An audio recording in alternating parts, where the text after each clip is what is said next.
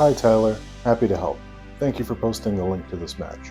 Wrestling psychology is a hard thing to describe, so we're just going to kind of walk through this match and so you can kind of pick up the general idea. Note the way that these two start off the match, with Manami kind of focused in the corner, ready to go. Kong, note the way she holds the title, kind of casually. So this match starts off hot, with Manami hitting her opponent while her back is turned. Note that as the smaller, weaker wrestler, Manami knows she has to hit fast and hard in order to get victory here over her bigger opponent. She hits some of her big offense, including the Manami roll and even an avalanche powerbomb, but for hoping to get a quick victory. This backfires quickly, as when she tries to go for another bomb, Kong actually catches her out of the air and starts off a long control segment where she kind of just becomes Kong's violent toy.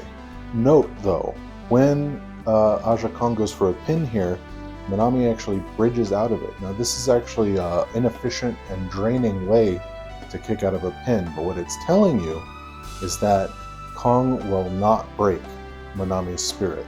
Don't think that means Kong isn't going to try. She quickly locks in a Boston Crab, and Manami shouts this. Now, my Japanese is a little rusty, but that translates roughly to something that isn't nice. Now, in response, Kong transitions to this move, the move that both folds Manami up disgustingly and also effectively holds her mouth shut. Note that she can't even scream in pain like she normally does from this position. So after torturing her for another minute, note that Kong slams and Manami once again bridges out of a couple of pinfall attempts. This starts to show his frustration when Kong just clubs Manami on the back.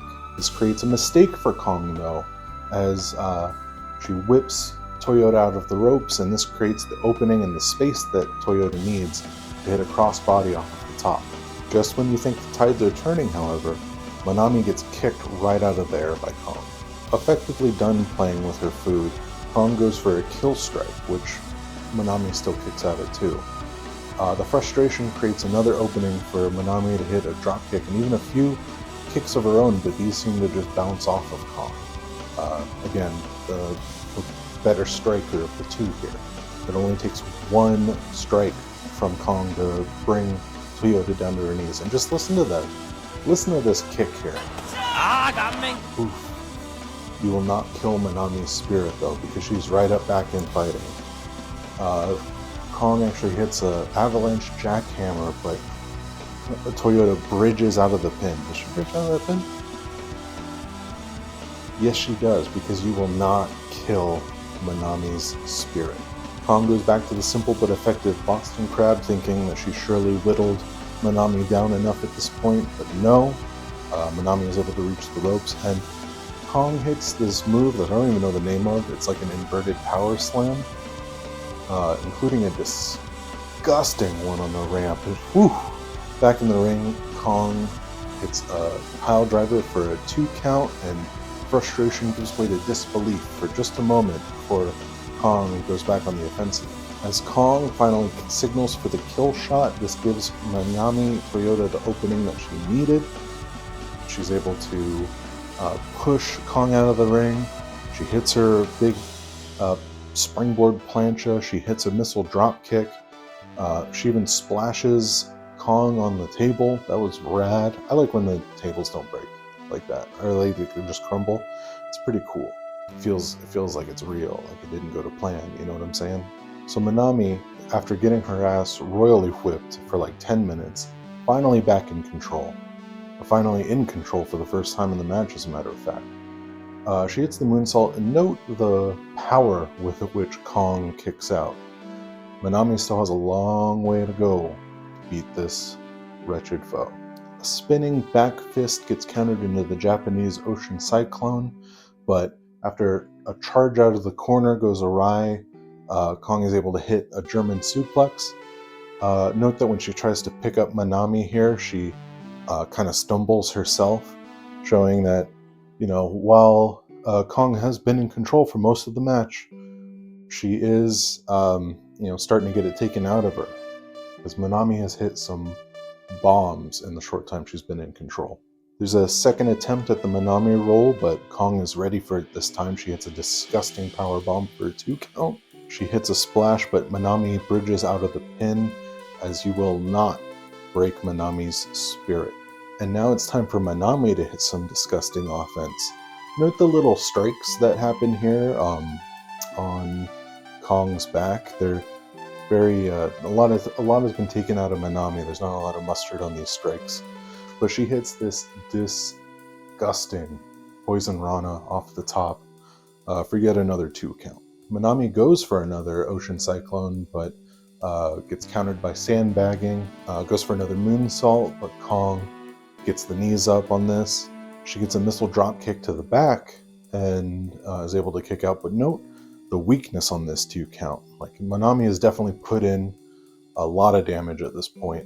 And also note that Manami has gone through a lot of her big offense, and this has left Kong prepared for it. Like, every time she's gone for one of these moves a second time, Kong has countered out of it. That's just kind of some basic act like you've been here before type of storytelling. Like, she knows what it looks like, knows what it feels like in the moment that Manami is going for one of these moves, so she's able to escape it. True to this, Manami gets the opportunity to go for another avalanche power bomb, but Kong counters it by hitting a fucking bonsai drop, like floating in the air. I think, honestly, earnestly, Manami Toyota is like the best wrestler of all time, but Aja Kong is not far behind on that list. Manami counters a back suplex, but this leaves her wide open to eat a spinning back fist. Note that Kong at this point is too beat up to follow up right away, so she has to kind of catch her breath for a second, and then hits a disgusting brainbuster for the win. Note, though, the way Kong clutches the championship to her as compared to the casual way she held it at the beginning of the match. I think kind of signifying that Toyota probably got a little bit closer than Kong was comfortable with, if you know what I mean. So that's the basics. If you've never seen this match before, I highly recommend you go check it out. It's a fantastic match. If you have seen this match before, I recommend that you go check it out, watch it again. It's a fantastic match. I mean, what do you want me to tell you? If you actually are watching this, Tyler, I hope you can watch the match again, maybe have a little bit of a fresher eye on it, a little bit more analytic eye to it.